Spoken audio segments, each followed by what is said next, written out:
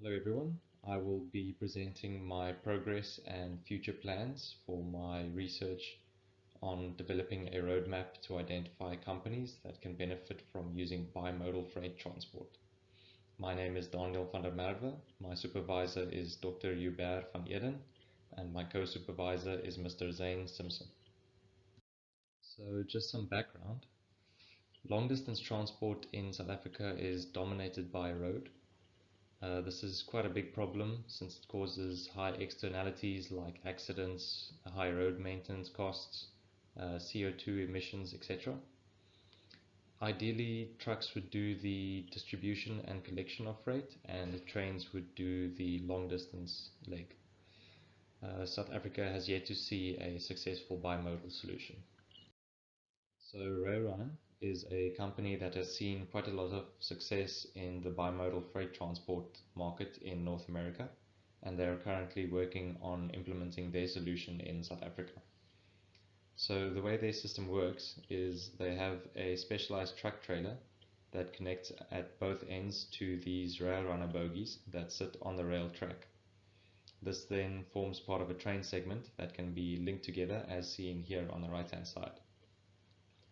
So one of Railrunner's slogans is that they implement terminal anywhere technology.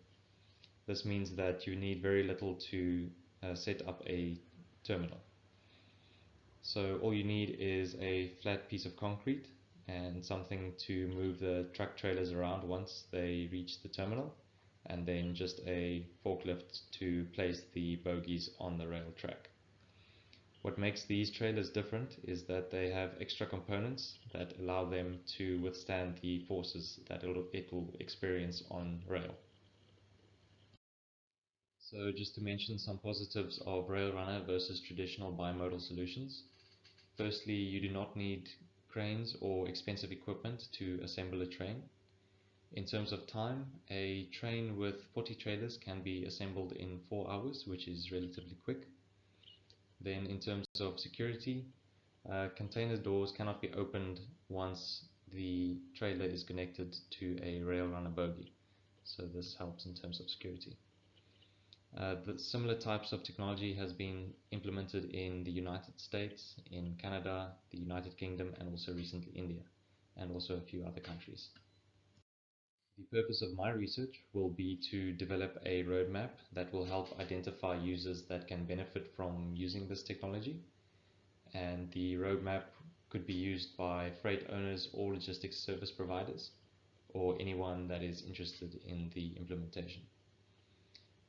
It will also help these potential users determine the benefits and drawbacks of using the technology, as well as the potential return on investment. So in terms of my research approach, I have done a literature review, and using the information gained from this, I have set up selection criteria for potential users of the technology. I have also formulated a preliminary roadmap. This roadmap will soon be used to conduct case studies.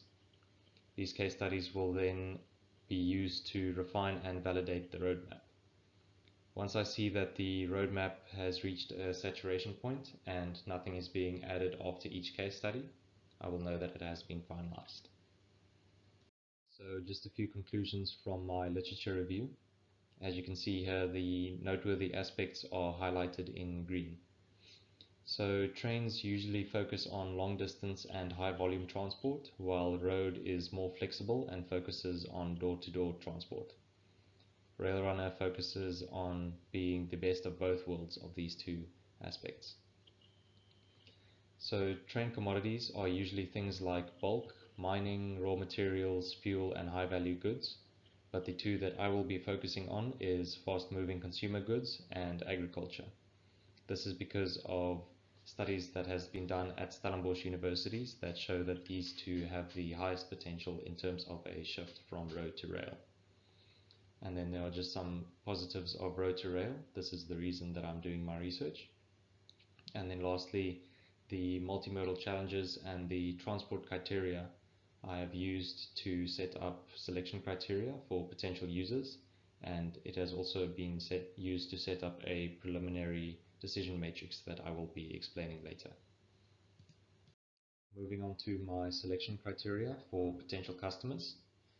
As I've mentioned, the two commodity types that I will be looking at first is the fast-moving consumer goods and agriculture.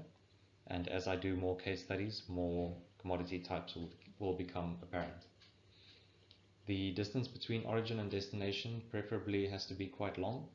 We are looking at a distance of greater than 500 kilometers, and the origin and destination preferably has to be quite close to rail terminals. There are two corridors in South Africa that I will be looking at. This is the Cape Gauteng corridor and the Natal Gauteng corridor, with a distance of 1,500 kilometers and 600 kilometers. These corridors are also the corridors with the greatest volumes of freight. Lastly, I will be using a decision matrix. So at first I will be using the decision matrix that I have set up using the information gained from the literature review, and then later the matrix will be updated by doing more case studies, and these will be used in future case studies. Moving on to my preliminary roadmap. This is a simplified view. As you can see, the first step would be to identify companies using the selection criteria, and then to do stakeholder analysis. Once that is done, I will conduct an interview with the potential user. The main points would be to identify other stakeholders, and this would hopefully update my stakeholder analysis. I will also go through a financial model and a decision matrix with the potential customer. And then finally, I will get a final confirmation on whether they think that they would be interested in using this technology. The output of this case study will then feed back into the selection criteria and stakeholder analysis of future case studies. This cycle will repeat until the roadmap is finalized. My financial model will be looking at three different methods of transport. The first will be DC to DC transport. This is just a control method that is currently used. This is where trucks take a regular trailer to a DC, folds it up, and then takes it to the second DC via road. The second method of transport is called catching your own pass. So this is where a truck takes a specialized Railrunner trailer from a DC to a terminal to then be transported via rail to the second terminal. The truck then takes a regular trailer, folds it up, and transports it via road to the second DC. Once it is there, it can go to the second terminal, pick up the Railrunner trailer, and take it back to the DC. This basically doubles the load for one trip. The third method of transport is called DC to terminal transport. This is where you have a primary mover or a truck at each DC. These trucks will just be moving specialized Railrunner trailers between the terminals and the DCs. So this is an example of my decision matrix that I will be using in the selection criteria and the interviews in the case studies. So on the left hand side here, you can find the criteria that the company is looking for when it comes to the transport of their goods. In this example, reliability might be very important to the company, so they will give it a weight of 5, and something like cost of investment might not be that important, so they will give it a 1. And then on the right hand side here, you can see the alternatives such as the DC to DC modes of transport and catching your own pass and DC to terminal. These weights are then assigned based on how well these alternatives perform, and then the company will be able to get a weighted total and see which alternative is best for them. I will also just confirm with the company whether they think that the outcome of this decision matrix is accurate. When looking at the complexity of the problem, one has to realize that there are many different variables that change from case study to case study. Some examples could include multiple origin and destination pairs, such as different DCs and retailers, and also the varying distances that the freight has to be moved. I will also have to look at different commodities such as drinks, processed food, textiles, pharmaceuticals, etc. Also looking at logistics service providers, there are small LSPs that have 1 or 2 trucks and large LSPs that have 100 or more trucks. These LSPs also might have different geographical focuses.